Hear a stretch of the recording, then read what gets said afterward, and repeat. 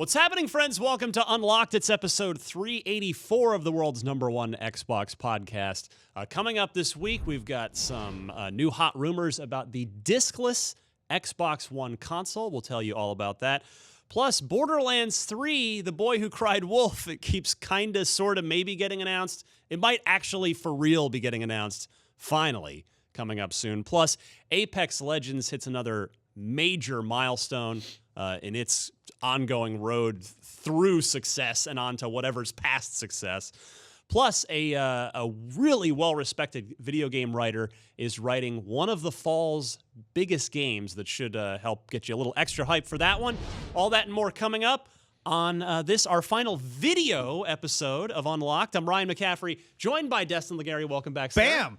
2 trophies, baby. Let's go. Oh, Have a good day. No. Yeah, we brought out all the trophies here. Brandon Tyrell. Bam! My trophy's bigger. You don't get the bam. I do when I You just did. I do when I have a bigger trophy. Ooh. I have 2 trophies. Well, Miranda Sanchez has Halo stuff, which is even better than trophies. Yeah, I have a very special grunt that you could only get at PAX East, I think it was, back a few years ago. So mine's also rare. The grunts don't make this noise, but you could do wart. Oh, yeah. I'll let you do it for me. It's fine. I don't think Destin knows anything about Halo, you guys. No, that's the elites. Yeah, those are elites. No, that just means you can be the elite. The grunts get scared if they're alone. Fine. I don't know how to do a grunt. We got to get Joseph Staten in here to do the voice. He's the voice of the grunts. Oh, yeah. Yes. Anyway, what's happening, friends? We've got another busy episode this week. Subscribe.ign.com is the URL I wanted to give you right off the top here. We've kind of invigorated, renewed our newsletter efforts. If you just want a little summary digest of everything going on, because there's so much going on. Like, we have a team of people, and we can barely keep up with everything that goes on in the world of games and entertainment. We have an awesome weekly newsletter that you can subscribe to. It's totally free. So if that's something that might be of interest to you, go to subscribe.ign.com. So as I said, this is our final video episode. Appreciate the love that we got. A lot of people upset about it in their hearts in a good place. Yeah, and, we're going to miss you guys on video. A lot of people reached out with screenshots of Unlocked on their screens. Yes. Yeah. So But that was nice to see. we're gonna Thank you. it'll be as fun or more fun than ever back on the audio side. And never say never, by the way. Who knows? We might be back on video in 3 weeks for all I know. Don't have to dress nice anymore. That's true. I gotta wear Keep drinking pajamas. his coffee. Yeah. Yeah. Now I get to drink the unleaded coffee. Right. I'm gonna come to work wearing basketball shorts and slippers. It'll be totally great. He's wearing basketball shorts now. You just can't see him under It's the like table. a news anchor under the desk. It's Yeah, just you never know. Anyway, corduroy. So yes, thank you to everybody that has watched on video. We will continue to do lots of video things at IGN. I gave you the whole wrap Table. last week. That's right. Nobody banged the Nobody table. touched the table. We're all for a very, very aware bad of audio the experience. super loud bang that you guys hear when we touch the table. So You just heard one. It was Brandon, not me. It was Brandon. my leg hit her mic stand. It's not a big deal. Anyway, Brandon Tyrell, before Hey. we get rolling, there is a new Assassin's Creed Odyssey DLC Yeah, there is. that you went and played. I reviewed, yeah. Yeah, So that's what I've I'm saying. I reviewed all 3 of them. You flew all the way Odyssey, to I mean, 4th Street. one of All the way to Greece. possibly the best Assassin's Creed game ever. I think it is.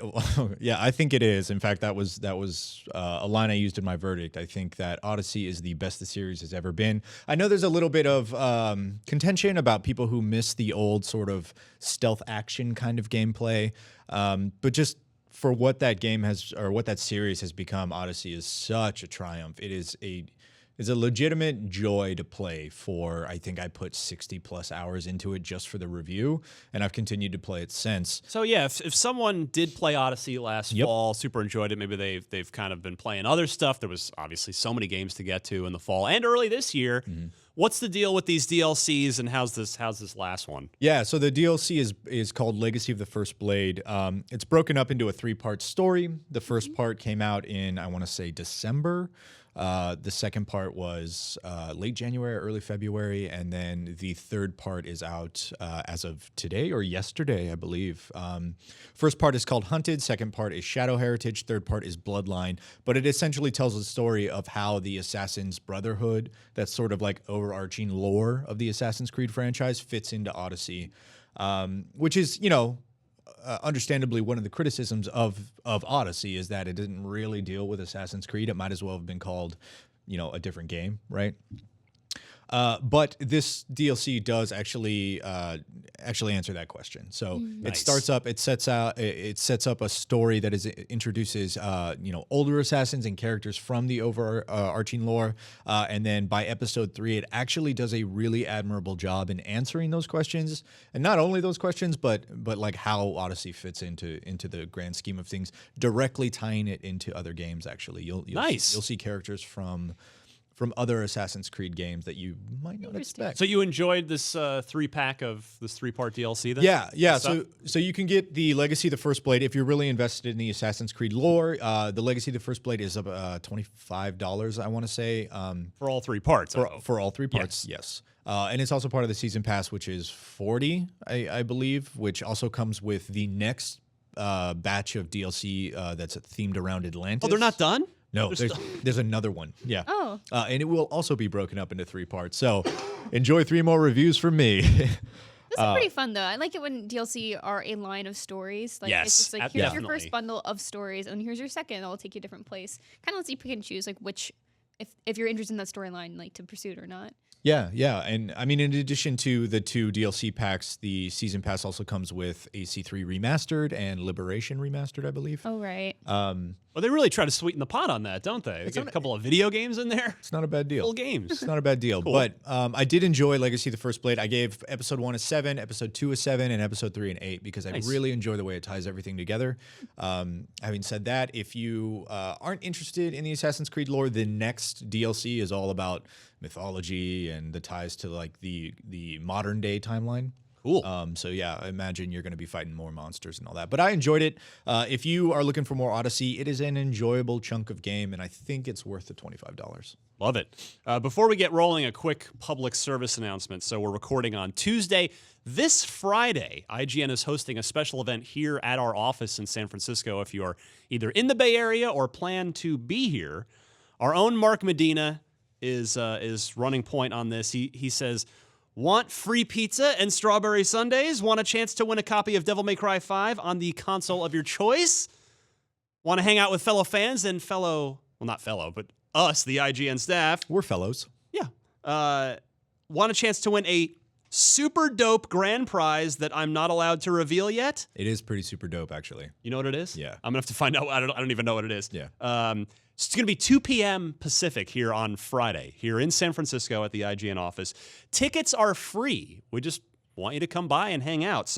But you do need to sign up for a ticket. So if you're interested in that, go to IGN DMC5 launch.eventbrite.com. This is a thing we're doing with Capcom. We're going to have some cool Devil May Cry 5 stuff going on as part of that. So Come see our office. thank you, Mark, for coordinating. And if maybe we'll see you on Friday, because that's like 3 days from now. DMC5 is one of those games that are on my hype list for sure. I'm really excited to play that one. Yeah. Haven't gotten a chance to check it out yet. I'm waiting like everybody else. Can you tell I'm feeling better this week? Yeah. A, I can. Live. And B, I can't believe you missed your calling as a early morning radio shock jock. John at you. Welcome to KIGN. You owned it. I like it. I did. Yeah. Yeah. Anyway, DMC5, I don't know about those people watching or listening, but really, really excited. I can't wait to dive in. I actually genuinely, so I'm despite my Twitter handle, I am not super familiar with it. Never really, because they've been a PlayStation series and I've been an Xbox guy. Yeah, but, I've never gotten into them either. but- I so. just realized that the Lori Motor Company Yeah, has but also been but bankrupt. 5, I mean, it's for super fans of Ninja Gaiden like myself. That's just hardcore Xbox guys who love Ninja Gaiden. We're not getting a Ninja Gaiden anytime soon, and DMC5 seems like probably the closest thing to it's that style of super fast action, challenging gameplay. So I do want to sit down with it. It's all about getting that S rank, building Yeah, gotta do it. combos, like utilizing a lot of flashy styles. I'm excited to dive into it. I haven't had any time with it, so Yeah, I think our review I'm excited drops. for Friday. We're recording on Tuesday. I think our review posts on Wednesday. I believe tomorrow. So yeah. probably by the time most people see or hear this, I know who the reviewer is, and I'm like, you done with that yet? You done with that yet? I want to play a little bit. all right. So there's that, and then just finally, I'll plug this again later because we're actually going to talk about a portion of it. But I want to implore everyone, especially of this show, everybody watching or listening to this show. I went to Vegas and interviewed Bonnie Ross for IGN Unfiltered as she was inducted into the Academy of Interactive Arts and Sciences Hall of Fame at the DICE Summit. And we had a just awesome conversation about all sorts of just her career and where she started and how her journey along the way of how she came to get the keys to Halo and what, how she's caring for it now. And I genuinely, this is no joke. I'm not trying to be like extra nice to her, but I got extra excited for Infinite after talking to her because of the way that she spoke about the series and Infinite and the studio and where they're trying to go. So please do check out IGN Unfiltered on IGN on YouTube or on podcast services. It's got its own podcast feed as well. All right, Brandon Tyrell, let's get started with a fresh rumor courtesy of our friend Jez Corden, who does a lot of great work at Windows Central. Yeah. He gets a lot of these kind of little tips and rumors right on the money, which is why I feel very confident in spending some time talking about this. Yeah, so I'm using my phone because this literally just went up maybe a few hours ago. But like Ryan was saying, yeah, Jez has reported his sources have confirmed what was sort of floating around that Microsoft is experimenting with a discless Xbox this generation, a discless Xbox One. Microsoft is reportedly set to call it, codename Maverick, it's reportedly set to call it the Xbox One S All Digital Edition, which means it will be a 1S without a disc. Well, that makes sense. They make it explicitly clear in the name of it. Right. There is no disc drive here. It's a mouthful, yeah, but pre-orders are aimed for mid-April with availability in early May. Oh, so this is coming up. This Yeah, is in well- like a month. Well, we had heard in the past that they were experimenting with this, and that I guess sort of rumors on the rumor mill were that they were looking at Q1, which would be sort of early or first quarter of the year. It's time. Early spring or late spring. So yeah, I mean it's interesting because obviously Microsoft has Xbox Game Pass. They've got Project X Cloud. They are moving toward an infrastructure of digital, so this makes sense. It does. Right now, there's no price confirmed for it. This is obviously just a rumor from Jez's anonymous sources. But what do you guys think? If this does come to fruition, would you expect it to be at a lower price point? What do you think? Lower price point, and it's a no-brainer. It's pretty obvious that a lot of people are buying digital these days. Mm-hmm. Retail sales are down. Put it out there. Why not offer a new SKU? But it has to be at a lower price point. You could get like a little trial in there. Yeah. Very easy. Yeah, I would assume it comes with at least a 14-day trial in the box. Yeah. We'll find out. But Oh yeah, I mean even the standard Xbox Yeah. comes with that. I mean, I say standard. Like, the thing we were talking about before the show that I could see Microsoft going either way on is as far as the price goes, is will it stay $250, which is where the Xbox One S's MSRP is, and have a bigger hard drive, pardon me, in lieu of, there's cost savings by not having the Ultra 4K Blu-ray player in there. Right. So, and it's the fact that it's you can't take a disc and everything, a bigger hard drive would be logical. Yeah. Or there is also certainly a case to be made for, no, just make it super cheap. Stick with the 1 terabyte and let people plug in external USB hard drives as necessary. And so maybe it's $200 and it's the exact same thing as the 1S meaning a 1 terabyte hard drive, but it's just cheaper. Yeah. Go ahead, Mariah. Sorry, for what I would want, if it's just a $50 difference between 1 terabyte to 2, I'd rather have 2 in the long run. Just like if you're going all digital and if you do have like this huge library of games that you could just suddenly just download, I think 2 would make more sense for me as far as like what I would personally want.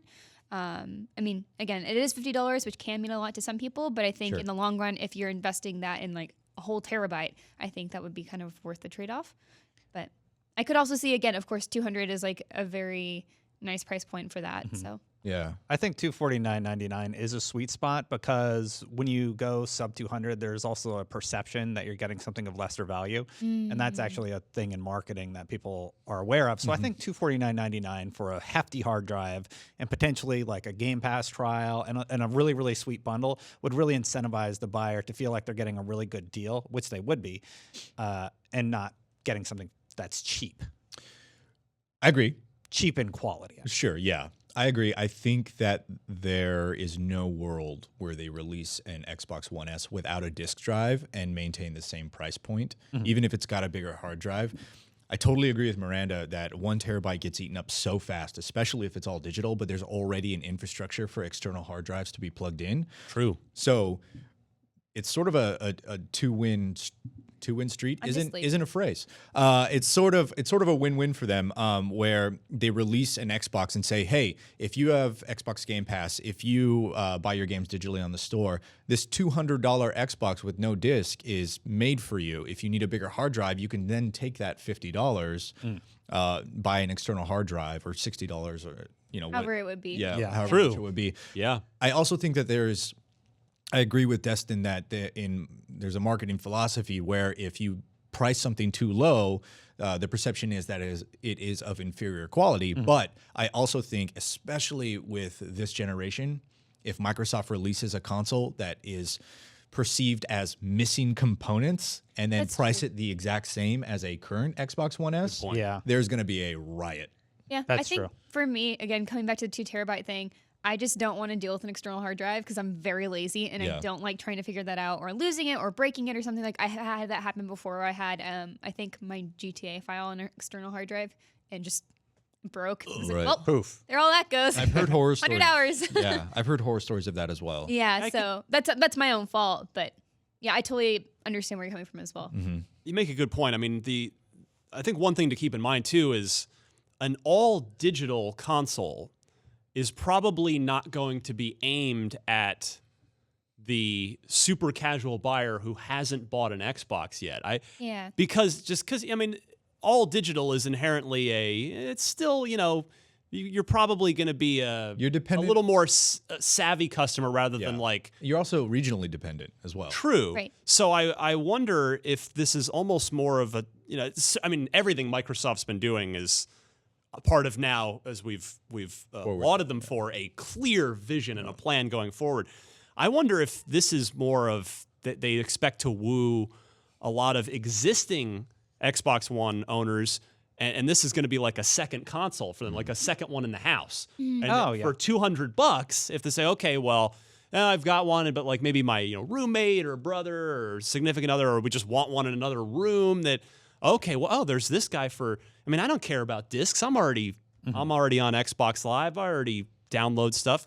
Yeah, $200, and sure, that sounds good. I'll grab that for the bedroom. Yeah, if this becomes your For travel, this becomes your Netflix machine. depending on how small it is. Yeah. Yeah, It's all about the verbiage, right? streams 4K, right? Yes. And you're not really losing anything because, correct me if I'm wrong, there's so many SKUs I might be getting them mixed up, but the Xbox One S does not do native 4K.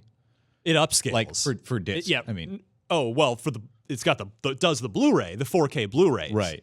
But like that's it. Okay. All right. Yeah. So I am confusing them. But you're not actually losing too much. The only thing that I could see a problem with is that hard drive space, meaning that you download Forza and it is 107 gigs at native 4K. Bit of an extreme example, but yes. Yeah, sure. And also, you wouldn't be downloading the 4K assets on an Xbox One S.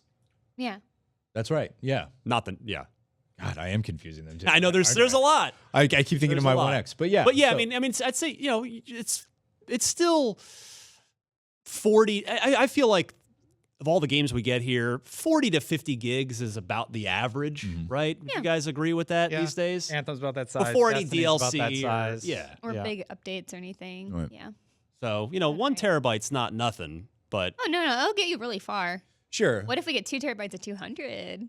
that would be great. If If GTA it is quite large. If it is your media machine, though, I imagine you're not a 4K adopter at that point, right? Because you lose the ability to watch Planet Earth in 4K glory. Well, you've got an X if you're a 4K Sure. person. So, yeah, that's probably. so. I'm Also, me now. Hello. yes. Hi. Nice. You have an X at home, right? Yeah, but not a 4K TV yet. I'm still. That's Still gonna be holding Black out. Friday. I'm waiting It's for this year. It's gonna happen this year. I already told you. It's I was eyeing them in Costco, and like right about now is when the 2018 models are starting to go on closeout. Yeah. It's just taxes this year are really annoying because of the way that, like, pardon me, the tax structure changed this year with the government and like it. Anyway, we might have to. It turns out I might have to pay more than I usually. We get a little something back, but it doesn't matter. No one cares. It's 4K is Brandon? still. I'm so sorry. I apologize. Did you just funny bone Yep, your? just Yeah, he funny just bone. funny boned on the mic arm. Man, I am knocking it out of the park today, huh? Hold us a little bit more this way. Yeah. I'm hoping 2019 is the year for me with a 4K TV. But again, Careful, bro. I'm an adult with a family, and I can't just have everything I want. So Let me know, I have to pick and choose the things that I want. Yeah, let me know the good deals you find, because I think this is also the year, since now I have an X, I can play 4K stuff. Yes. I would like to make use of that. Yeah, and heading into Access to an 2020 with the Scarlet family and the next gen, you got to be ready to go. So that brings up the next sort of tying it back in. Yes. To get back from TVs, what do you think? What do you think about the implications of this for the Scarlet family moving into next generation, the Anaconda and the Lockhart? Of the discless thing? Yeah. I don't think there are any implications for that yet. You don't think so? I think they'll introduce a disc. If this goes well, I think this is basically an experiment Yeah. that they will observe and learn from on both not only the technical side, but the marketing side and the PR side, and just how people react to it. I mean, Yeah, and I think they'll maybe they'll, depending on how it goes, introduce a discless Scarlet family next gen console. Yeah. A 3 years in. The Scarlet could have multiple SKUs the same way the 360 did. They does. will, yeah. Yeah. The Anaconda. The rumor is, right? Right, two of them. The rumor is the Anaconda is the, what do we call it? The Bad boy. the beefy boy. That was you. That was you. Well, you called it the bad boy. Yeah. Okay. My Anaconda don't want none. Don't Bad do boys. it. That's the low hanging fruit. Don't do it. Yeah. Well, So Anaconda better doesn't than have a disk drive? Anaconda don't. It Okay. does. God, I hate all of you. Yes, Anaconda does have a disk drive. It is effectively going to be essentially the 1X component of next generation. The Xbox One Y.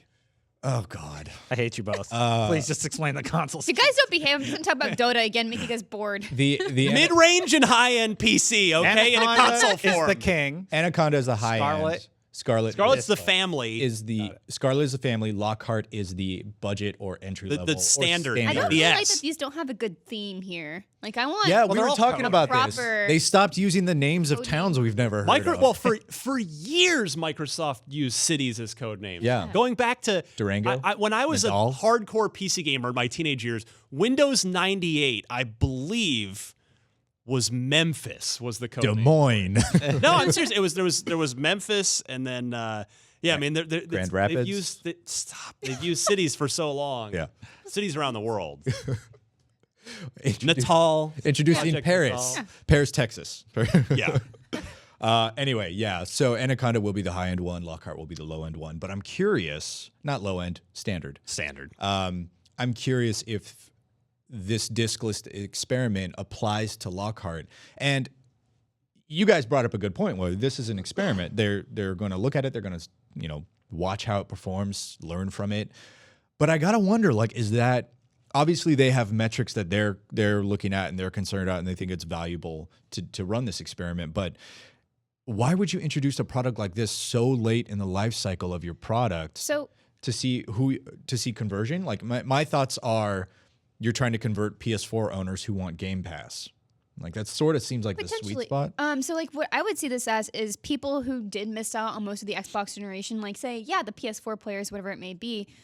For me, like I got a PS3 super late in the generation. Like at the end, Last of Us was out. I was like, oh, I should play this. I did as well, yeah. And so then I got it. I bought that sweet bundle. And it was like a good bundle. It was a good price. And so I think if you have this idea, people don't want to have to like clutter their library with a bunch of Xbox like physical copies, and they have this, digital version, and you have a good internet. Like this is a great entry point to like catch up on all those Xbox exclusives you may have missed. So I think that's kind of who you're scooping up. And then again, people who want a second console or one for travel or whatever it may be.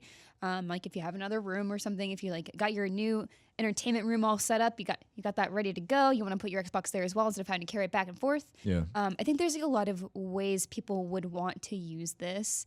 In just even speaking from my own experience of how I've bought consoles late in generations, and just because like maybe people are like, I just want to wait until this library is like full of great games for me to play for the next few years and to catch up on. Yeah, this seems like a good time to remind ourselves that not everyone plays by the generational calendar. There are so many gamers out there, right? That the Xbox One and PS4 generation doesn't suddenly completely end in fall 2020. You may no longer buy. Right. It doesn't just all evaporate and go away. So, there are lots of people that come in, when the prices get super low, and, those people won't upgrade to the Scarlet family for another 3 to 5 years. That's a good point. Like, what was it, 2014? 2015, where there was that news report that they'd finally stopped manufacturing Xbox 360s. Like right. That there's always that was the sunset of it. So there is, you're right. There is a lot of like generational bleed in, right? Cynically, my cynical response to your question of like why do this super late in the generation with the new ones on the horizon would be, if it goes horribly wrong from a marketing or PR perspective, then you've at least got the next generation right around the corner to like wipe the slate clean. Like if anything goes terribly wrong with it, it can be a short-lived problem. It's not a bad point. Yeah, again, and it's not cynically. It's not a cynic. You have to look at all the angles in this line of work, right? And I think that's probably a legitimate, like, they have the big announcement coming. I mean, you got to imagine that they're going to at least detail a little bit E3 2019, the Scarlet family. We talked about that last week. Yeah, but you have the big announcement coming, early 2020 or whatever it ends up being. All right, let's move past this topic, but good stuff. Tip of the hat to Jez Corden and Windows Central for digging that stuff up. So, Borderlands 3, that is a game that has been teased and mentioned, and I feel like it's that close to reaching... I'm getting ready for the camera switch. Reaching boy who cried wolf status, where people are just like, just announce the darn game already. Well, that may finally be about to happen. Per the official PAX East 2019 schedule. Giro, I can't wait till we're on audio only and we can end all this. Borba, that was fantastic. Oh man, you got to watch for this. This is for. Oh my God, we're going off the rails with video. Nobody knows what's going on right now, so you either have to switch the camera to Destin or we have to fill him in on audio. Borderlands 3. There it is. I'm gonna rein this back in. There we go. He's been doing that for 30 seconds. Gearbox's main theater show will happen on March 28th, the first day of the event. In the show's description, it says, "This is your opportunity to get a behind-the-scenes look at Gearbox Software and Gearbox Publishing, along with the latest news and updates from the makers of Borderlands, Battleborn, Brothers in Arms, and more. We will have never-before-seen reveals, exclusives, and surprises, so don't miss out." To which Randy Pitchford followed up on Twitter, Battleborn 2. "A bunch of us will be there. We have a number of exciting things to share. I've had to miss PAX East and West for over a year, so I'm very excited to return." So they're hyping it up themselves. Yeah. They're just... we cannot go another like false tease here. It's probably going to happen. There's no way. Yeah, There's no way they're going without Borderlands 3. If anyone looks at this as anything other than a Borderlands 3 reveal, then I don't know what to say. Duke Nukem begins, what? baby. No, man. The first Battleborn, the PAX Battle South. Royale. Yeah. At the seriously. first PAX South, they said, we're working on Borderlands 3 and we're hiring people to develop the game. I was there. It was a cool moment. Like 3 years Was ago. that 3 wasn't years it? That was ago? a long time ago. I don't know how long ago it was. Was it but, really 3 years? Might have been Maybe. 4. Might have been 4, yeah. It's been a while. Oh, God. I'll look it up. But then, of It course, doesn't really matter. Then, of course, Very I think it was GDC where there was a panel. The tech talking little, about the tech, engine, the and Unreal Engine They thing. showed a couple of assets from Borderlands 3, and that was like 2 years ago. That blew up. That was like one of our biggest huge. stories from that event. 2015. And all it was an asset being like moved around in 3D real time. Right. It looked good. I'm really curious to see what they're doing with Borderlands 3 with this new engine, but like I 100% believe this is going to be a Borderlands 3 reveal, and I'm really shocked it's going to be at PAX, to be honest. I'm not. I mean, they announced It's a- that like back what- south. And it's such a it's a community 4-player focused game. I mean, why not? It just feels like in line with Gearbox as a company too. Like they just feel a little bit more playful in that. Yeah, I think it's great. Like I mean, you're gonna announce it at a fan facing event, but I also think like, man, that's 3 months away from E3, the biggest stage in the world when it comes to video games. Why would your marketing team not want to debut it on like either a major first party stage or have your own sort of Bethesda Square Enix sort Why of not both, presser? Brandon? Yeah, it could just I'm be sure. a teaser. Yeah, Say, like, we're you're at right. E3, You're right it'd about be that. very I'm cheeky. sure they're going to detail it again. Yeah, like this is their trailer hit. It's sort of a teaser, and then they do a big gameplay drop during E3, showing off a lot of the new Yeah. I mean, mechanics and how they're evolving the franchise. I mean, the way they're hyping this up right now, there's no way it's anything less than an actual reveal. They're going to confirm. Right, but that reveal could be a 10-second teaser. That's No, true. I don't. You- I don't no, think. I think you could absolutely do that and say more at E3. I totally disagree. I think the amount that they're hyping this up, you need at least a full trailer, and you Like a need minute some 30 sort or some more. sort of detail about Like it. I mean, like 10 seconds of actual like gameplay or something. Like not.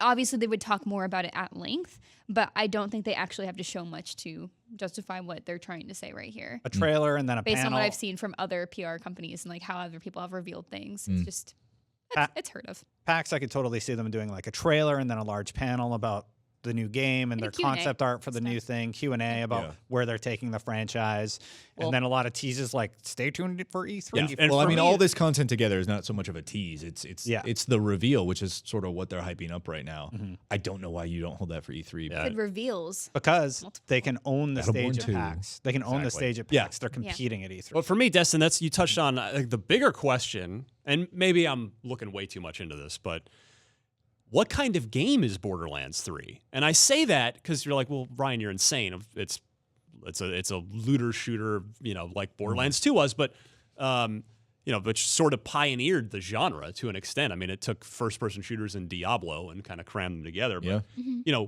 in a Destiny, Division, Anthem world, Gearbox has been working on this for a long time. Like, is it going to sort of keep the same gameplay formula and mechanics, or I mean, is this going to try and make a leap to be a shared world shooter and be kind of the always online type of thing in a and sort of try to broaden the Borderlands universe? Because I could absolutely see Gearbox trying to do that.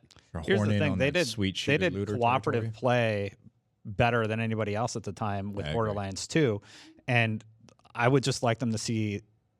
I would like to see them evolve that concept that they really solidified with the second game and go forward with that. They could do something like Anthem where you can easily squad up with people but not force you into it. And if it's stable, then they've got a winner on their hands. It's hard to mess up the Borderlands formula. Yeah, and I think they have a really unique tone and space to work with. So it's like Anthem and Destiny both have like that, like obviously that super sci-fi kind of new world sort of feel to it, but Borderlands is just very different tonally, and I think Yes. that's like something we'd want more in that space as well. Goofy and fun. Yeah. Mhm.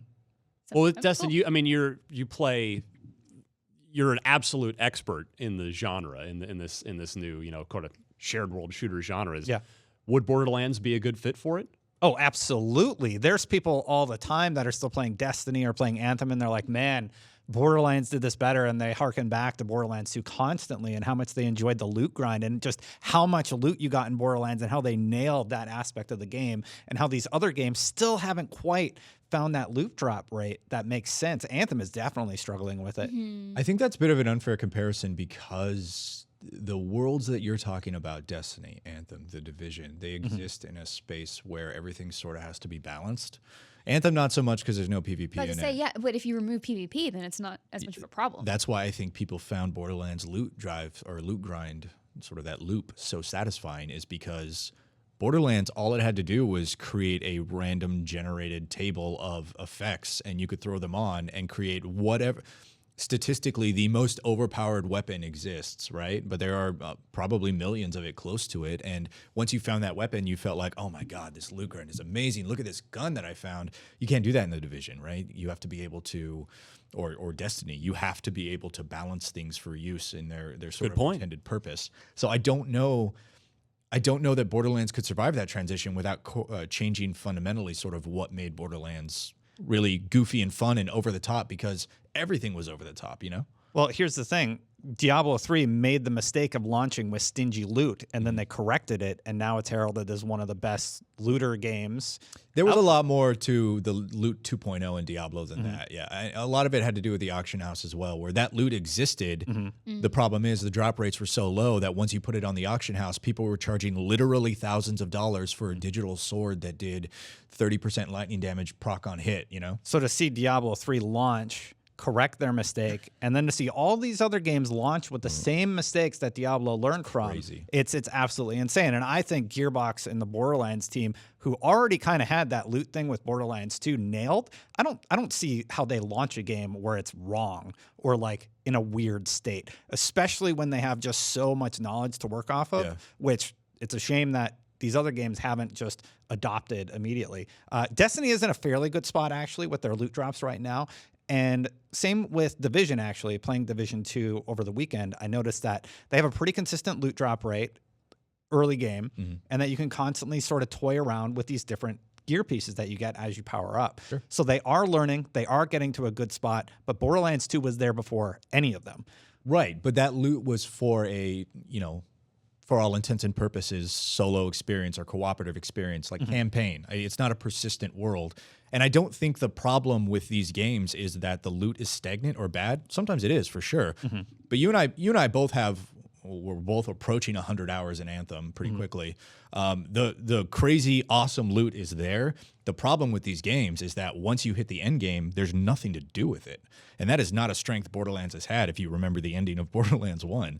Like, they would have to completely fundamentally change that story, narrative, structured gameplay. Right, but that's the thing is in order to create that endgame experience. If they were, I mean, yeah, that's just part of the requirements, right? Like, there's like a lot of things that have to change, and so that's just part of it. Like, I don't think it's unfair to say. But I think the personality from Borderlands comes from that story, right? The writers were so good and created it. So when you hit the end game, you run into the exact same problem with Anthem, where that story is gone. And now you just continue to do the same the same activities over and over and over to get the gun with whatever. But then they would launch these boss encounters that you would be able to challenge yourself with to get really, really coveted weapons in Borderlands 2. So they already kind of learned from that mistake in Borderlands 1. So I would be really excited to see what lessons they've learned from their own games, from other games, and they implement together into whatever Borderlands 3 becomes. Really, all we can do is speculate right now. Right, so we're speculating about problems that don't even exist. Right.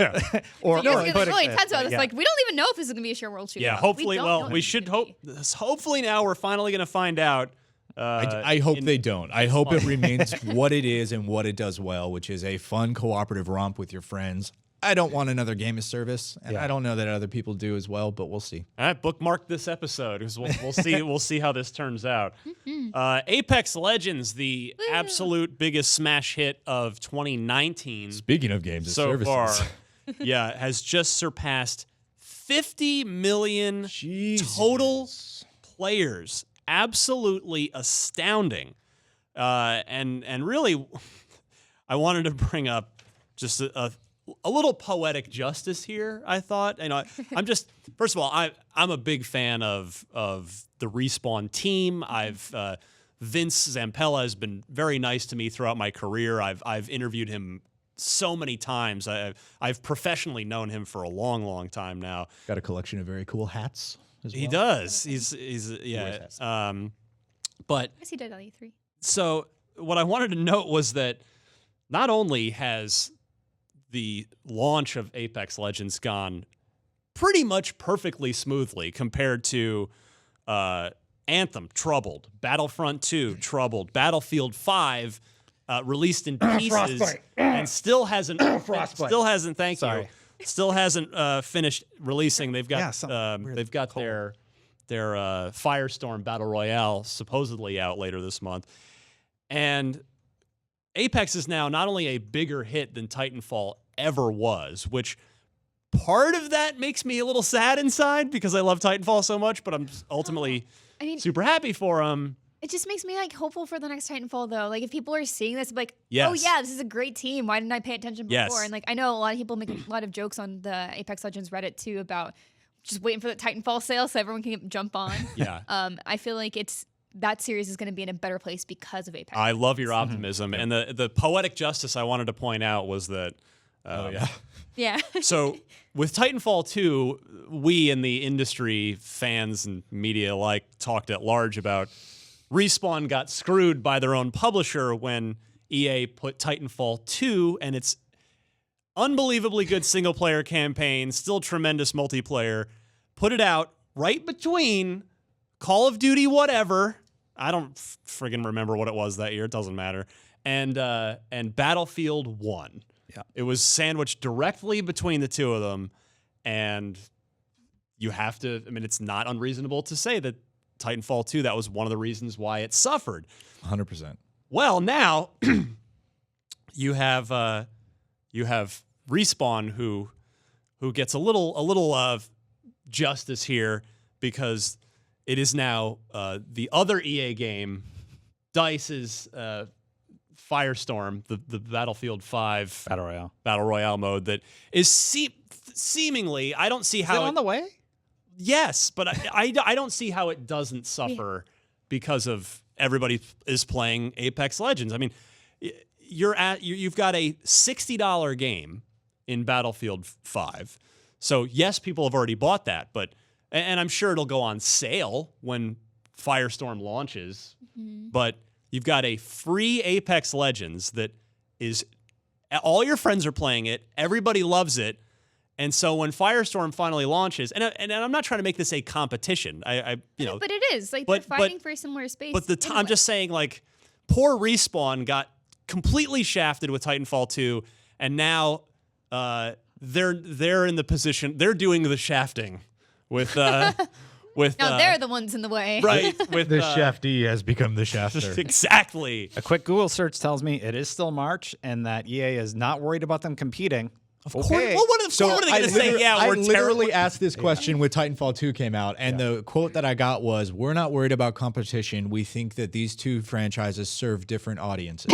So like I Maybe you should. agree, kind of. I mean, I think the problem too is that Call of Duty already has Blackout established, firmly rolling through. And Firestorm has to be something very impressive to catch people who are already on every other Battle Royale train. Like, I'm so curious about like what is it's going to be, what's going to make it really special, right? And I think it having a cost attached is going to make it harder for people to get interested in it. I don't see how there's any way. So let's say you did buy Battlefield 5 and you said, you know what, I'm playing it, I enjoyed it, maybe multiplayer, maybe this I like the single player in it. Right. And you thought, okay, well, cool. Firestorm comes out in March, I'm totally gonna play that. But out of nowhere in February came Apex Legends, and now you and all your friends are hooked on that. You might not be playing Firestorm anymore. The Battle Pass is about to come out sometime soon. Like just sometime in March, they already said there's going to be a new legend. So there's going to be things that kind of reinvigorate it again. That's insane. I mean, the only saving grace I could see from EA's planning standpoint and with this release schedule is that they were hedging their bets that Apex Legends didn't take off. So Firestorm would be there to pick them back up. But it took off. Now the Battle Pass comes out in March. So you're essentially saying, good luck, Firestorm. You basically have your Fortnite, and you're going to launch something that would theoretically compete with it. It's not going to happen. I'll call it right now. Apex is going to stay on top. For sure. Firestorm's going to be a blip on the radar at best. So, like, I'm sure it'll be a fun mode, but no one's discounting the quality. You're competing with a monster. Your own monster. Yeah. If you're EA. I would really like them to have a free weekend. If it's not free, like we don't really know what they're going to do with release on this anymore. I think they have to, right? I really want them to be able to put their best foot forward and say like, hey, please come try this kind of thing. Yes. So you can see if you want to invest your time in it. Can they delay it to May? Like, would that be a reasonable window? I don't really know. What's the You price mean point when on Apex hits 75 it? million What's players? the price point? I think it's just part of Battlefield 5. Oh, okay. So it's included if you purchase. I believe it. so. Oh, when you said it has a cost associated, I thought it was an addition. I don't believe so. Yeah, But for just people as far who as buying the game. didn't pick up Battlefield 5, I mean, maybe they wouldn't be interested anyway, but who knows, right? Like, you don't know. Yeah. Like, if they do a free weekend and then they say, hey, we're offering a special price point for this, if it's part of something that they actually want to charge for, like addition as like just a Battlefield 5, here's the game because it comes with this and you still have to pay for it. I know it's just interesting to see what they'll be doing with this as far as people who aren't into Battlefield 5. Right. Here's what I see They're happening. trying to get the Battle Royale kids in. They get all the influencers. They pay them to play the game for a day or two or whatever, like Dr. Disrespect, Shroud, all those big streamers that do battle royales. They're going to play this, and the second they don't need to anymore, They're going to go back to Legends Apex immediately. Yep. And I think Firestorm should get the heck out of the March window. Move to April, late April, move to May. Just there's no reason not to. I don't see the benefit of launching right now. I don't think it's fair to say that they're just going to go straight back to Apex. Again, we don't know what Firestorm is. We don't know how good it is. We don't know what its hook is. And like maybe there's something really special about it, but we don't know. I mean, sure, but you know. But yeah, people get attached to different things. The barrier to entry, though, free versus not free, is just the big cannot be understated or Oh, overstated. absolutely. I mean, there's nothing that's, including us, including marketing, there's nothing that is more convincing to a person than trying something on their own, right? And so I think if you launch Firestorm and people see other streamers playing it, they either have to really love it and sell it word of mouth via their Game Changer program, EA's, or you're going to get people who like maybe wait for a sale for Battlefield to go back and play it, right? Because you're right, that barrier to entry is going to prevent people from checking this out. And I don't know why EA keeps doing this. They're releasing games that compete with each other. Like they're all direct competitors. Yeah. Apex is fresh. It's hits all the tenets that people like in a battle royale game and improves upon them. It learned from them, introduced the ping system. If Firestorm comes out and it's more of Battlefield 5, but it's a battle royale, that's not going to be innovative enough for the player base to really grasp onto it, in my opinion. Yeah. But time will tell. Miranda is right. But I truly think like they will have to do something pretty remarkable in order to catch that attention that Apex has. EA's other likely huge hit of this year that's probably not going to compete with any of the games we're talking about is Star Wars Jedi Fallen Order, also from Respawn Entertainment. I'm so excited for these guys. This is Stig Asmussen's game. He was the project lead on the director on God of War 3 on PS3. They've been working on this with a second team at Respawn for a long, long time now. When I was there, I went to Respawn to shoot a thing for IGN for Titanfall 2, and they had a locked-off wing for the Star Wars team that I was not allowed to go into. So, I mean, it's been a while. They're cranking on it. It's out this fall, and it's just my hype intensified this week because, again, it's Respawn. It's the project director of God of War 3. You got some great ingredients there. Seemingly, EA hasn't been mucking with this at all. And now we've learned that Chris Avallone, just one of the most respected, most brilliant game writers in our industry, has written for this game. He's been writing it in secret for like the past year. And if you don't know Chris, these are some of the games on his resume. Well, actually, his resume is everything at Obsidian, all that great stuff. Yeah. Fallout New Vegas, Star Wars Knights of the Old Republic 2, going back, and then you can keep going way back to, the what's the Planescape Torments of the world. I mean, just some incredible. He wrote for Baldur's Gate as well, correct? I believe so. Yeah. I mean, and that has some of the best writing fantasy RPG nerds like me. That is the holy grail of writing. Yeah, Chris has been a free agent for a while, and he's contributed to various projects, and he has been working on Star Wars Jedi Fallen Order. So this is probably going to be a fairly narrative heavy, third person heavy action game. So with Chris writing it, I mean, this now which is crazy to me, yeah, because we've never seen a third-person action game from Respawn before. That's true. I mean, Apex, is Apex and Titanfall, and that's and that team prior to being Respawn was mostly Infinity Ward that made first-person Call of Duty games. So yeah, this is their first toe in the water on third-person action. But you've got Stig there to help that transition, and this just this game's probably going to rocket up everyone's hype list as soon as it's being revealed at Celebration. I was wondering where you're going with that. Rocket up everyone's. You're gross. Rocket, no, it's just rocket a weird shoot. turn of phrase. I don't know. Man, so it's coming out holiday 2019, or it's when it's projected, being revealed at Celebration. We haven't seen anything. No one's seen a thing. This is going to be a huge reveal. The only thing we've seen is some mocap footage and some people drawing on digital pads. Like, that's it. And yet I'm more excited for Jedi Fallen Order than I am for Firestorm. Yeah. They've been so quiet about it. It's supposed to come out this month, Firestorm. And this is very exciting to me based on the people working on it. Yeah. And their bar of quality on their pre-existing projects. Yeah. All the planets are aligned for this to potentially be a excellent banger game. Yeah, absolutely. As they say. They say. Finally this week, this is the one reason we should keep doing video, honestly. But we might have to shoot a one-off just for this thing. No, we will be making videos with this, absolutely. But no. Inside, First of all, the following content contains sensitive material. My 2016 Game of the Year, what I voted for at IGN. Oh my God, was that 2016? 2016. Hey, I'm scared. Overwatch won. Inside should have won. That's a different conversation. But you may remember Enjoy your tweets. It was a year ago that I Am 8-Bit put up a collector's edition. Way after the fact.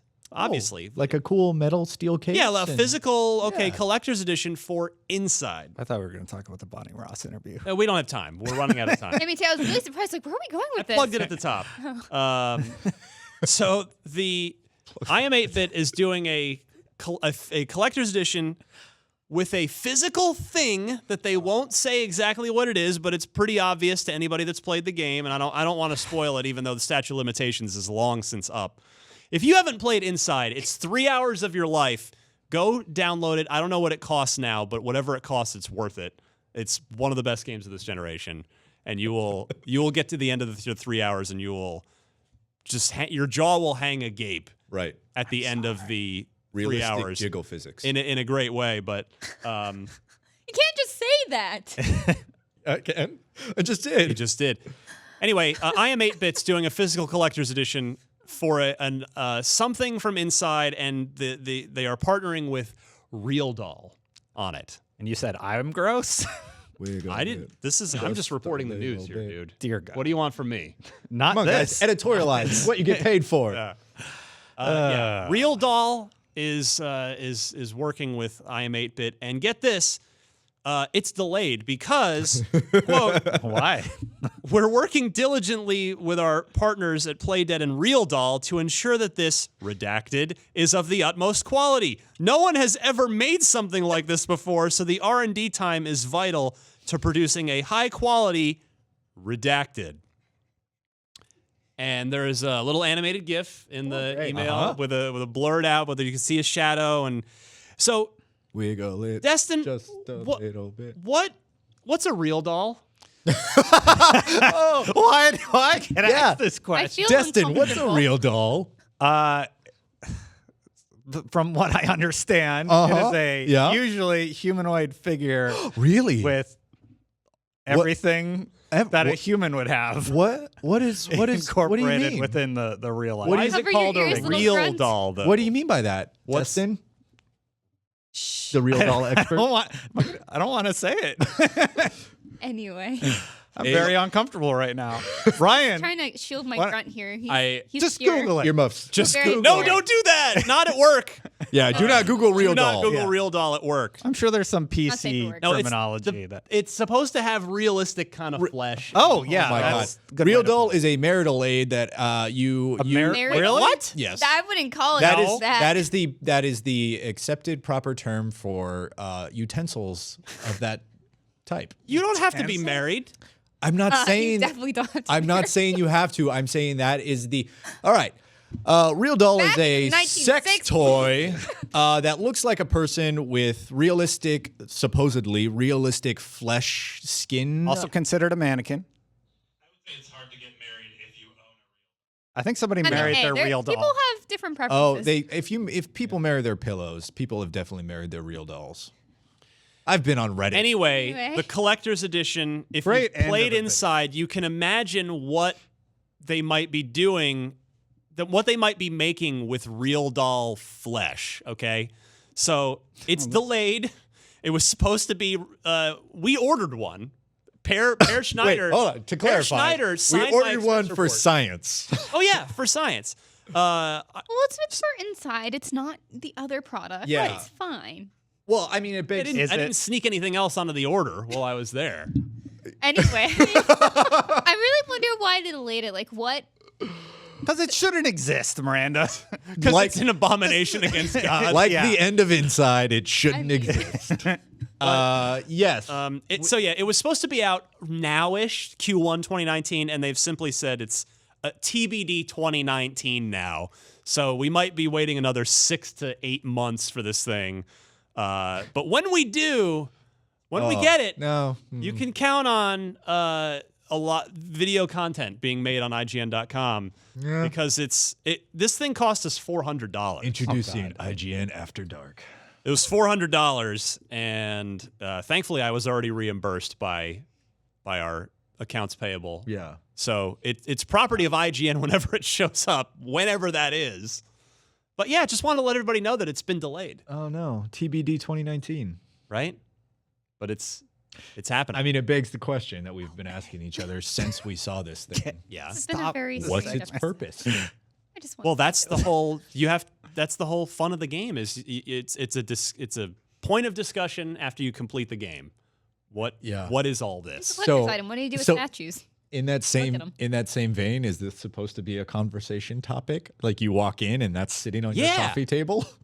Oh yeah, I mean, don't you? Of course. The in-laws are coming over. I'm really excited about the conversations greenlit we're going to this? share You can get around one of this. those nice glass boxes from IKEA. Yes. Showcase it. It's like this. Yes. This is our.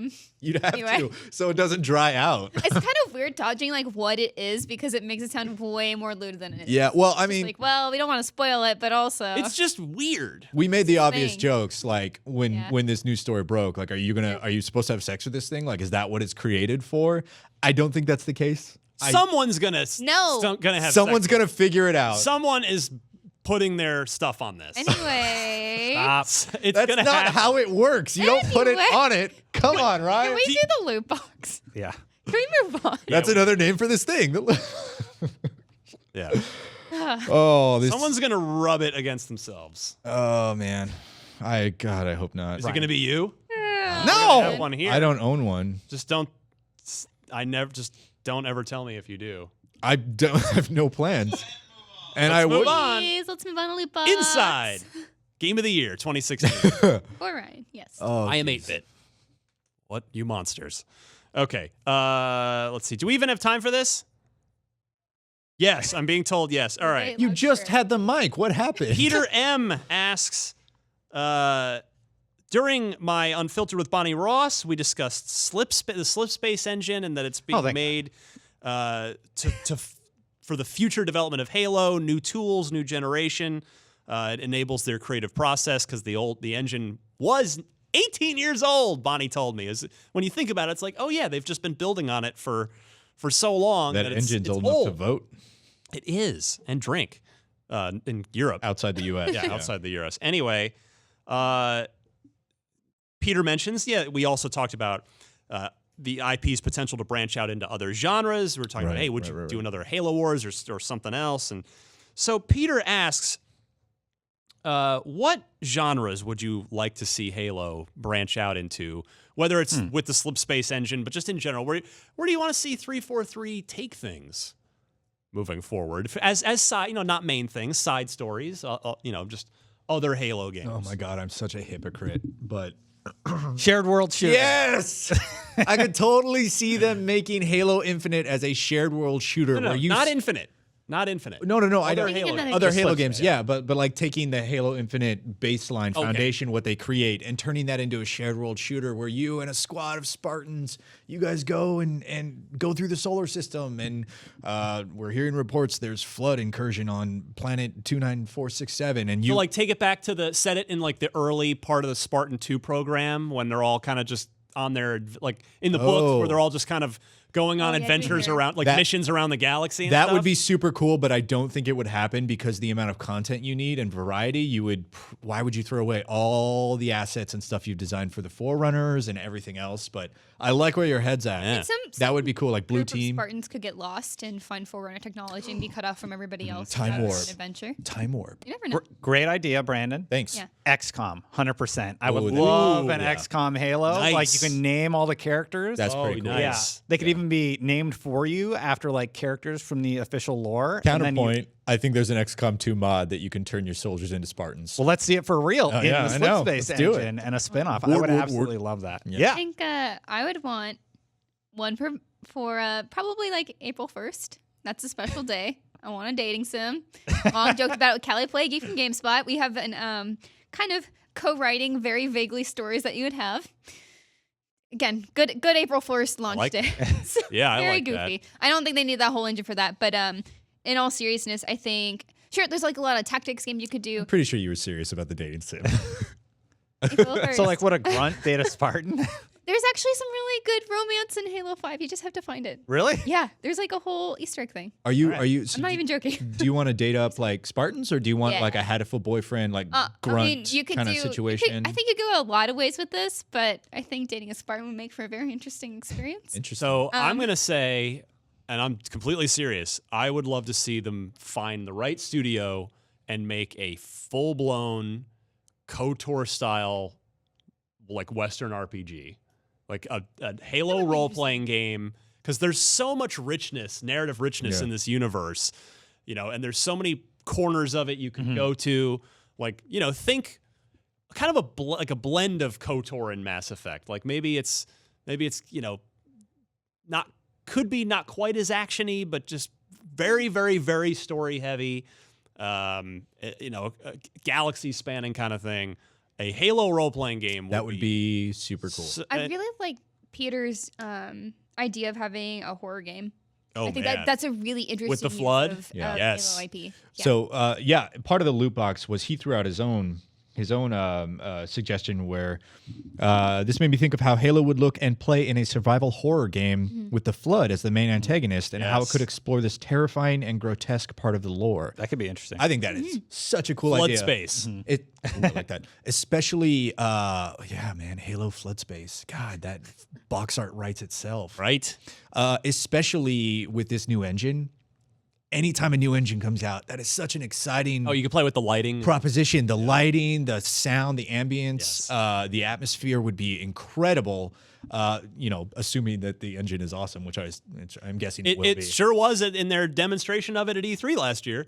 But how about this for either a prologue or, I mean, you could base a game off it, but the scene from Halo 1 where you initially encounter the Flood, you open those doors and the soldiers come just like pouring out of there, like screaming and freaking out, tell their story. Like what happened I like that. What happened in that bunker. before Like got there. the first discovery of the Flood Oh. on Halo. yeah, that's That, really good. that would be dope. Or I'd also really want, because I think eventually that gets boring, right?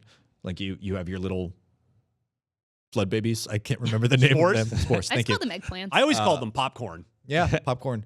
You have your popcorn. You've got your human Flood, your Covenant Flood. But I'd really like. I'd love to experience sort of kind of like the Alien Isolation effect, where you have an intelligence behind the antagonist. So like Gravemind. get the Gravemind involved, and like somehow it taunts you and talks to you. I like that. like Sort of a your- show little bit of- kind of thing. Yeah. a little bit of Shock. amnesia where you're going crazy. Yeah, and like we know that the Flood in the lore has taken over ships, right? Like that's how they do it. They crash into ships. Maybe they crashed into your ship, and now you're aboard this floating tumor in space, and you've got to escape it. And the entire time, the Gravemind is like, "You're the last one," you know. This is a horror game I would fight through because I love Halo so much. Yeah. Yeah, Make it happen. I'm actually the same way. I don't play horror games. So I can't stop thinking about your dating sim though. Oh. Like the human character's like, you look really nice today, and the Spartan's like, I've had my emotions suppressed due to the augmentation It would process, be but I such an think you look nice interesting thing. also. It's very goofy. Like dating Yeah. a Spartan would be real weird. 'Cause Yeah. they're just very. It's a live look-in at 343 right now where they're all scribbling furious I'm notes sure. like, Again, these go back, guys are go full back. of gold. it would be a very fun, like one-off, weird, short experience. Yes. Peter, good job. That was an excellent loot box question. Your armor looks nice today. My armor has received the minimal levels of cleanliness. If you would like to ask us a question for the panel in the loot box, send it to unlocked@ign.com. Let's do the trivia before we get out of here. Drew, whose gamer tag is Saves the Day. Get it? Drew Saves the Day. This came from my Bonnie Ross Unfiltered interview, and I actually did not know this when she said it. Which game was the very, very first Xbox game to ever pass certification? So officially, the first Xbox game ever. Was it Fusion Frenzy? Was it Azuric, Halo, or Mad Dash Racing? Anybody know? I don't know. No, I don't know because I either. haven't listened to the full interview yet, which if I had. This was a I would test. know. That's all this was. Oh. No, I'm kidding. It's fine. Brian's like, well, whoever wins, you all lose, because I'm very disappointed in you. I'll throw a guess out there. I'll throw a guess out there, Me too. All right, I'll say Azuric because the other two seem too obvious. Good old Azuric. Yeah. I also agree Halo seems like the obvious choice, and Fusion Frenzy is the one that's most notable, so I'm going to go D, Mad Dash Racing. Ooh. I was That was my thinking second B, but I love Fusion Frenzy, so I'm going to vote with my heart. A. I'm so glad you voted with your heart. Yeah. Frenzy was the first one to pass Never cert. lets me down. Yes. I figure because it came bundled with a lot of consoles, didn't Yeah. it? Yeah. Really? We have a 3-way tie at 3 points with 3 people. Woo. 3-3-3. Yeah. I had no idea I got 3 points. Yeah, I don't. If anybody out there has an Xbox trivia question that they want to ask the panel, send that to the aforementioned unlocked@ign.com email address. I need the question, 4 multiple choice answers. Please note the correct answer in your email, and we'll play again next week. And speaking of trivia, because this is our last video episode, never say never, but for the foreseeable future, Destin and I brought the trophies. A lot of people have been hitting me up on Twitter, and I'm a terrible person because I didn't post pictures like I said I was going to. Not the only reason why. Brandon, Thank you. come But yes, this is the trophy from 2018. It opens up very coolly. It's wood covered with some stars, and that is a Connect on top. Thank you again for creating your this cigars in and sending it in. Cool, I don't cigar smoke box. cigars, That's but whiskey you I put in there. might. Oh, Yeah, there you go. You can hold it for me. thanks. Can't have it. And then Destin's I have 2 trophies, Oh! 2015 and 2016. smaller than mine put together, though. So Okay, well. The I've won Dookie, twice. the original. I love the name of the Dookie. And this is the one where I Okay. pulled the trigger and it went flying. But I have 2 and Brandon has 1. And the So, SE. One Yes. very large one. The grunt. And a grunt. Stole it from Mitch. No. Well, It's fine. there you go. That's the look, Adam. Good stuff. This is unlocked. Thank you guys for making these. These are Yeah, these are we really love the cool. community always makes the trophies every year. Yeah. So yeah, we'll see what this year's trophy ends up being. And thank you so much for tuning in for all these episodes. Yeah, and to be Sorry about this explicitly clear, the show is continuing, Yeah. just not on video, audio only from here forward. But like Ryan mentioned last week, episodes will still go up on YouTube. Yes, thank you. They just won't have the video treatment. It'll be a logo. None of this. None of No the faces talking and the talking. moving. No mouth moving. Just words Yeah. and So sounds. deafening, awkward silences. I guarantee those will still happen. Yeah. Lots of Xbox news, jokes. I'm sure you'll get a BAM or two, but I guess I'm going back. I'm editing the show again, so I can make you all. I can just chop up your words and make you say anything. I love Ryan. Ryan is the best. See this There guy you go. knows. This guy knows review season's around the corner. Performance reviews. Get out of here. Get out of here. All right. You can find me on Twitter at DMC_Ryan. The aforementioned Bonnie Ross Unfiltered interview is what I would love for you to watch and or listen to if you have not done so yet. Baseball fans. That's right. I'm plugging PlayStation stuff because RBI Baseball is probably not going to cut it. I know it just came out. I got to check it out this year, see if it's any good. But MLB The Show absolutely has kicked butt every year on PlayStation 4. So if you're a hardcore baseball fan, I've got a whole bunch of new gameplay videos up on IGN of the new modes. They got some cool new modes this year. So take a look at that for you baseball fans. Destin. Yeah, thank you everybody for watching the video components. I remember back in the day, this was me frantically throwing some green gel lights and a television monitor on a black backdrop for Beyond and Unlocked and a lot of the shows. So to see it come into the studio and have a little bit more production behind it. It's really cool to see. So just thank you for watching the show, and that's all I really have to say about Unlocked. We're going to continue on audio, and I look forward to speaking with you guys for a long time to come. I didn't know you were the original producer. Oh yeah. This was not a video product at one point, and I'm like, why not? Let's throw up a camera. It's not that hard, and start recording. And we did. And then I would sync it up, and I would export all the shows. Wow. Thanks, Dustin. Patient zero, right over That's here. awesome. Like I had No, it's great. I had no idea. That That was cool. That's cool. Miranda? Hello. Hi. You can follow me on Twitter and Instagram at Havoc Grows, and it's Havoc with a K. I've just been cleaning up a lot of wikis and doing some other work around the office. Not a lot to promote right now, but there's a new Dota hero out.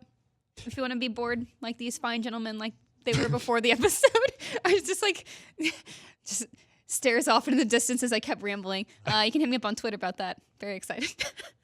Brandon, take us home. I don't even know what I'm saying. Totally ruined my train of thought. I'm Brandon. You can find me on Twitter it's just my name, Brandon Tyrell.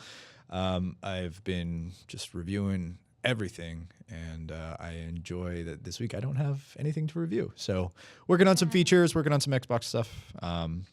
But the year will keep marching on, and there's inevitably another big one right around the corner. So That's a good thing. it is a good thing. Good thing. I know what it is already, so I just realized like, oh, I can't say it yet, but Fair enough. it'll be a fun one. All right, we'll see. Well, we won't see you. You will hear from us in your ears next week and every week forever. So for Miranda, Brandon, and Destin, I'm Ryan. This was Unlocked 384. We'll see you back next week.